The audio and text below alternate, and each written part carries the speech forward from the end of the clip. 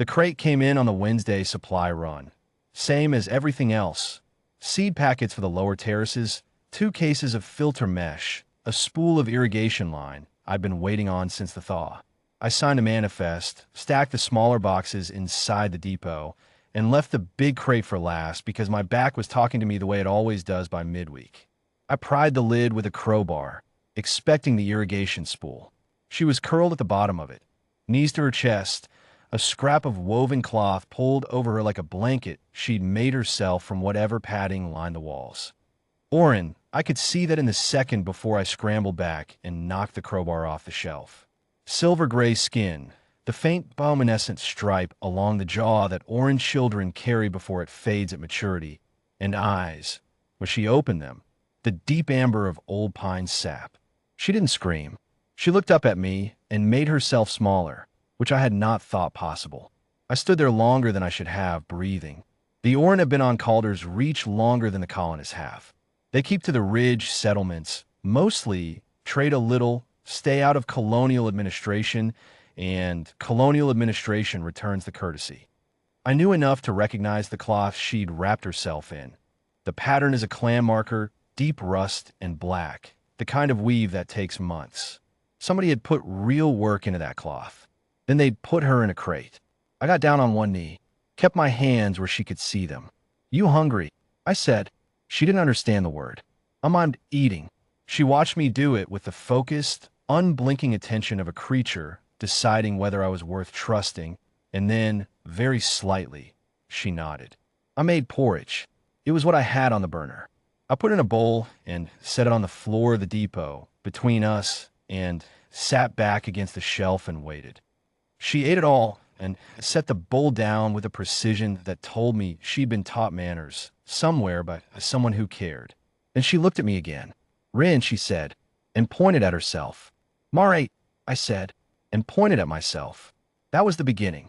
I didn't know what to do with her at first, except the obvious. She needed food, warmth, and sleep, and none of those things were complicated. I cleared out the back room. I used it for overflow seed stock and put a cot in it and a lamp and the extra quill for my own bunk. She followed me through the depot with her cloth held against her chest, watching everything, touching nothing. When I showed her the cot, she sat on the edge of it and tested the springs twice, deliberately, and then looked up at me with something that was not quite suspicion and not quite wonder. I left her the lamp turned low and went back to the front room to think. The crating was intentional. I'd understood that from the first minute. You don't end up inside a sealed shipping crate by accident. You get put there.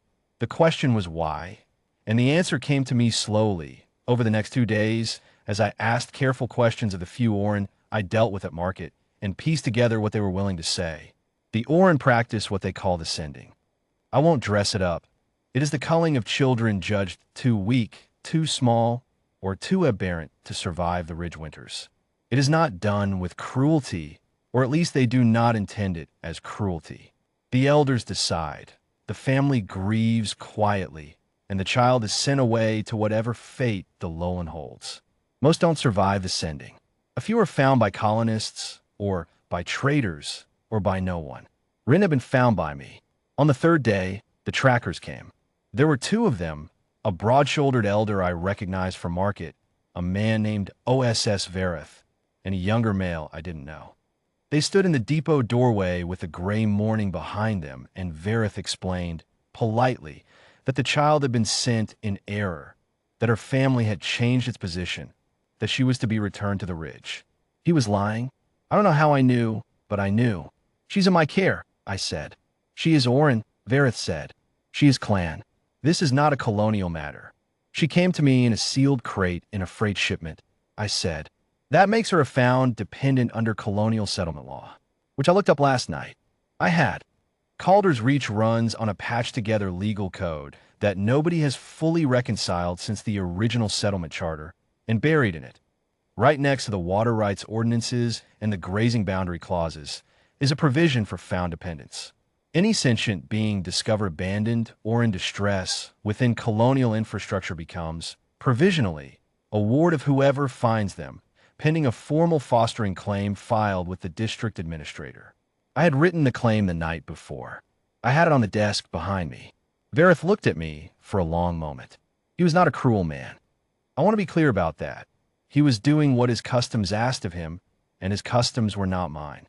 But he was standing in my depot asking me to hand over a small child who had looked at me over a bowl of porridge and told me her name, and there was not a version of this moment in which I was going to do that.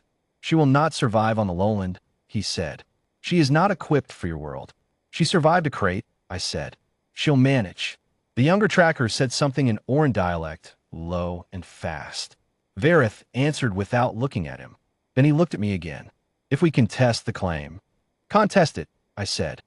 The administrator is in Velith Town, 12 kilometers south. I'll drive you there myself. We can sit down with the charter and work through it together. He didn't take me up on that. They stood in the doorway a while longer, the way men do when they know they've run out of moves, but haven't decided to leave yet. Then Verith inclined his head, a gesture that among the Orin means something between acknowledgement and resigned respect, and they walked back up the ridge road without another word. I filed a claim that afternoon. The administrator, a tired woman named Prell who had seen everything twice, stamped it without drama and wished me luck. That left the matter of a name. Rin had given me a sound, but I came to understand, over weeks, that it was not a name in the full sense. It was a placeholder that Orin give children before their formal naming ceremony, which happens at first season. Her ceremony had never come. She was old enough that it should have. I asked her, through the gestures and pigeon words we'd built between us, whether she wanted a name. She looked at the floor. Then she looked at me. She said in the careful, effortful colonial common she was learning faster than I deserved. You give. I had thought about it. I had, in truth, thought about very little else on the slow evenings when the depot was quiet and she was asleep in the back room and the ridge was dark above us. Sova, I said. It means she who stayed in the old settler tongue. I had looked that up too. Because you did. You stayed. And so did I. She turned the word over. She said it once, quietly, to herself. Then she looked up at me, and the bioluminescent stripe along her jaw, which I had read was fading toward maturity, lit soft and warm for just a moment, the way it does, I later learned, when an orange child feels safe. I went back to sorting seed packets. She sat on the floor of the depot with her clan cloth in her lap and watched me work, and after a while she started handing me packets from the lower shelf, organized by color, in a system entirely her own. That was how it was after that. The depot ran better with two. The Orin have a saying, I learned it from a trader who knew the ridge dialect well. It translates roughly as, the weak branch does not break the tree decides what breaks. I think about that sometimes when I watch Sova move through the depot with the easy confidence of someone who has learned that the ground beneath her feet will hold. The elders sent her away because they had decided she was the branch that would break. They were wrong about that. I knew it the morning she climbed out of a freight crate and trusted a stranger with her name. Some things you just know.